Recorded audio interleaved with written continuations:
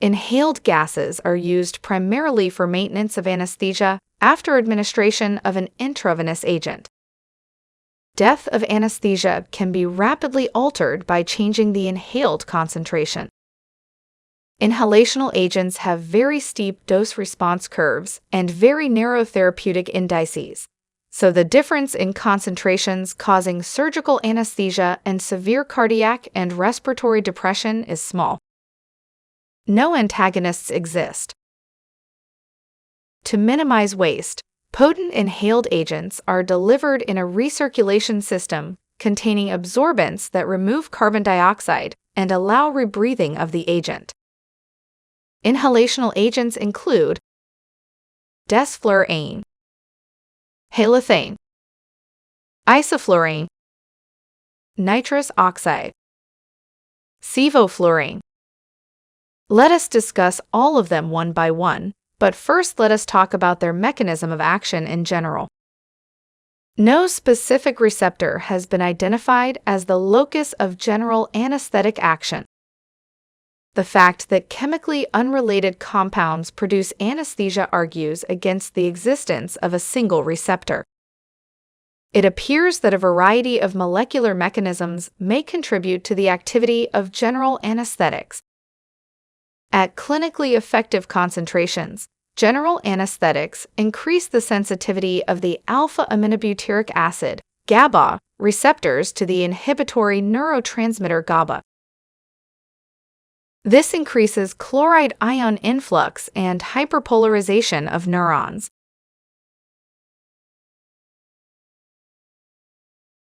Postsynaptic neuronal excitability, and thus CNS activity, are diminished. Unlike other anesthetics, nitrous oxide and ketamine do not have actions on GABA receptors. Their effects are likely mediated via inhibition of the N-methyl D-aspartate, NMDA receptors. Note that the NMDA receptor is a glutamate receptor. Glutamate is the body's main excitatory neurotransmitter. Other receptors are also affected by volatile anesthetics. For example, the activity of the inhibitory GABA receptors in the spinal motor neurons is increased. In addition, inhalation anesthetics block excitatory postsynaptic currents of nicotinic receptors. The mechanism by which anesthetics perform these modulatory roles is not fully understood. First, let's discuss about desflurane. It provides very rapid onset and recovery due to low blood solubility. This makes it a popular anesthetic for outpatient procedures. However, it has a low volatility, requiring administration via a special heated vaporizer. Like isoflurane, it decreases vascular resistance and perfuses all major tissues very well. Because it stimulates respiratory reflexes, desflurane is not used for inhalation induction. It is relatively expensive and thus rarely used for maintenance during extended anesthesia. Its degradation is minimal and tissue toxicity is rare. The disadvantage using desflurane is that it must be delivered using a special vaporizer. Halothane is the prototype to which newer inhalation anesthetics are compared. When halothane was introduced, its rapid induction and quick recovery made it an anesthetic of choice. Due to adverse effects and the availability of other anesthetics with fewer complications, halothane has been replaced in most countries. Halothane is a potent anesthetic, but a relatively weak analgesic. Thus, it is usually co-administered with nitrous oxide, opioids, or local anesthetics. It is a potent bronchodilator. Halothane relaxes both skeletal and uterine muscles, and can be used in obstetrics when uterine relaxation is indicated. Halothane is not hepatotoxic in children, unlike its potential effect on adults. Combined with its pleasant odor, it is suitable in pediatrics for inhalation induction, although sevoflurane is now the agent of choice. Disadvantages include reduces hepatic and renal blood flow, lowers blood pressure, sensitizes myocardium to actions of catecholamines, hepatic toxicity, arrhythmia. Next is isoflurane. This agent undergoes little metabolism and is therefore not toxic to the liver or kidney. Isoflurane does not induce cardiac arrhythmias or sensitize the heart to catecholamines.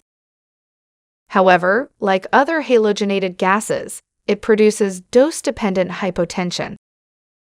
It has a pungent odor and stimulates respiratory reflexes, for example, breath holding, salivation, coughing, laryngospasm, and is therefore not used for inhalation induction. With higher blood solubility than desflurane and sevoflurane, isoflurane is typically used only when cost is a factor. It has advantages like good muscle relaxation, rapid recovery, stability of cardiac output, does not raise intracranial pressure, no sensitization of heart to epinephrine. Next is nitrous oxide. Nitrous oxide, also called as laughing gas. It is a non-irritating potent analgesic, but a weak general anesthetic. It is frequently used at concentrations of 30 to 50% in combination with oxygen for analgesia, particularly in dentistry.